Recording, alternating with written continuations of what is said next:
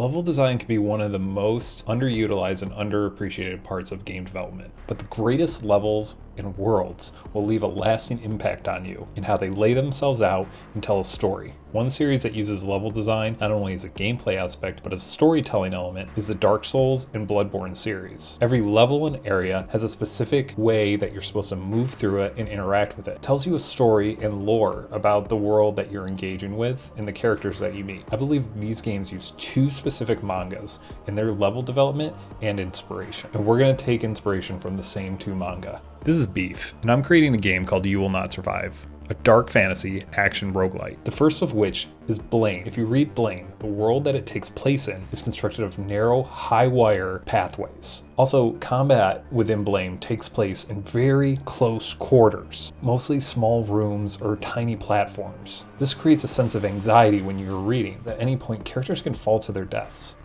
Remind you of somewhere. So what we're doing is creating narrow pathways within our levels that are flanked by hazards, whether that be bottomless pits, blood swamps, or anything else that can cause the player harm. Another manga that we're taking heavy influence from is Berserk. Obviously, Berserk has had a heavy influence on Dark Souls and Elden Ring, and we're looking at Berserk to be a tonal set piece for our game. Swords and blood are laying strewn across the ground. There are ruined statues and buildings anywhere you look. We even modeled one of our trees after the iconic corpse tree from Berserk.